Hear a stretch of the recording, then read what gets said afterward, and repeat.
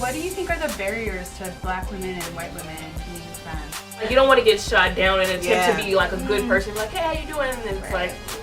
And I was just really raised to always be thinking very critically. As black women, we think about race and subsequently white people often. Do you think about black people or other minorities often? I mean, I was raised by really, really, really progressive hippie parents. And I was just really raised to always be thinking very critically about like issues of like race and class and stuff. And I think that's something that I've completely carried with me. Yeah, I think for me, I grew up in a very rural small town, and but my family is Jewish, and we were the only Jewish family, and so I actually experienced like some anti-Semitism growing up, and so that kind of, you know, growing up when you're the outsider, it's going to. I felt like it made me identify with other, you know, outsiders, and so I feel like I've always had like a fairly like, you know, comprehensive, you know, thought to all that. And then I went to college and studied women's studies, which, you know, if any good feminist will understand that like the, you know, feminism has to incorporate all elements of identity politics, and if it doesn't, you're really failing. Yeah, I mean, it's about disenfranchisement. Yeah. So, like if you try to understand the disenfranchisement of women, then you're trying to understand any person who's ever been disenfranchised. I do online dating, and I find that if I get reached out to by a black guy or Latino guy, there's so many more things that I automatically assume about him than I would if it was just a white guy. I guess my first question would be, where does he live?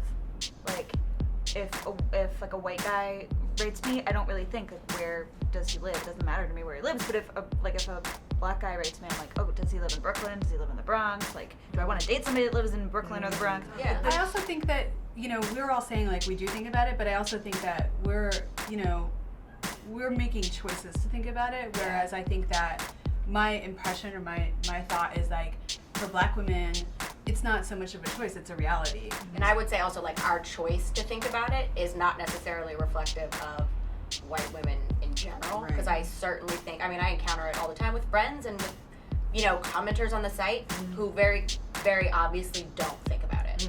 Yeah, we'll have commenters that when we write about racial issues, will say things like, why do you have to make everything a race thing? And I don't even know how to respond to that, because it is a race thing. I do. Well, like what boggles my mind is that there are things that seem so obviously racist, and how people, I think they're being genuine, that they don't see why it's racist. So I don't understand. Because they live in white privilege. Yeah. And they live like so deeply in white privilege that they can't get their asses out of it. And I think I also find they're trying very hard to see how something isn't racist. And arguing that point. Maybe because they don't want to believe that like racism still exists, even though it so very clearly exists in them. Or also the opposite. I can't remember a particular instance, but I feel like there's been times when I've written something and people have pointed out to me that it's either like racist or offensive or ignorant in some way. I don't know if it was blatantly racist, but just that like this word or this language or this something is offensive at that, and it didn't, you know, I didn't know, or I just think it really comes down to like, you know, we all embody white privilege to some degree or other, and it's really up to us to interact with that and like be aware of it. I'll admit it, like I asked one of the questions about, what do you think are the barriers to black women and white women being friends and having friendships? Because I think that, you know, that's something that all of us probably think about is, you know, how like we feel segregated in our social groups. For me, I think it's more so like where you live, where you work, and just now, just neighborhoods. I mean, I live in Harlem. There's mostly black people in Harlem. Obviously, we work in an office, mostly black people. I think it's more so just, you know, where I'm living, and I will probably have to make a conscious choice to diversify where I go and who I hang out with, you know, to make real friendships. But I take the term friend very seriously. Like I have a lot of white associates, but I can't say I have like close white friends.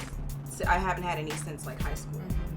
And I think, like you said, it would have to be a conscious effort, like to go places that you know like white people aren't gonna be there. White people are gonna be there. Or like ask the girl on a white date. Which is kind of weird, you know. Right? Hey, you want to be my white friend? It's like applying like affirmative action. That's weird. Right, exactly. You just let things happen naturally, and if they don't happen, then it's kind of like, oh, you know, then they don't happen. Because if I'm out here trying to collect white friends, Yeah. that's, you know, that's. I mean, it's just like if you meet someone and you click, like one of my Right. best friends is black, but like we met in a writing group together, and so that was how we met. Right. Like I wasn't like a shared interest. Right. I wasn't like I'm gonna go out and find a black friend. Yeah. Like. It was definitely, I think, in college that I noticed it's just you have to put so much extra effort into it, and it's just not fun because like I would work with and have classes with, and work on projects with, white women and men and everything like that, and it would be like maybe a month later or something. It was second semester, and I would see you on campus, and I would make a conscious effort to be like, smile, like, what's up? And it would be like you didn't know who I was. And so these type of like, I just look like every other, I guess, black person that you've ever seen. You really don't know me, or you really didn't think we were clicking like that type thing.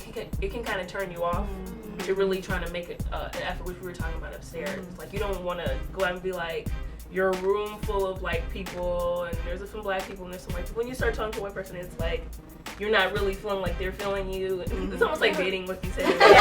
It's just kind of like you don't want to get shot down and attempt to be like a good person. Be like, hey, how you doing? And it's like, yeah, that's good. Yeah. And that's why you get scared and you start running to black people because it's like, girl, we black. We got Exactly. Let's converse real quick. Right. You're talking about walking into a room and you already know you have something in common. At least superficially with like these people, so like it just makes it that much easier. Right, and your eyes are always looking. Right. And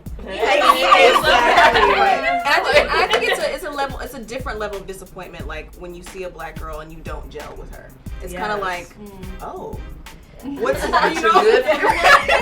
have these expectations of black people. Like we're always like, and this woman was this. Right. You have different expectations. I don't know what it is, but we hold black people up. You think, I know how you're supposed to act. I know how you're supposed to say. We're supposed to get along well. And if you don't do that, it's like, it's a different disappointment than not clicking with someone of a different race. Right. We want to thank the women of the Frisky for joining us this evening. We want to thank you for watching. And for more videos like this, be sure to subscribe to our YouTube channel at youtube.com/MadameNoire for more videos. Hey guys, have you ever been angry at or jealous of a white woman for dating a black man? Why do you feel some white people are so hell-bent on saying the N-word? Do you think black women are as concerned or more concerned with their hair as white women are about their hair?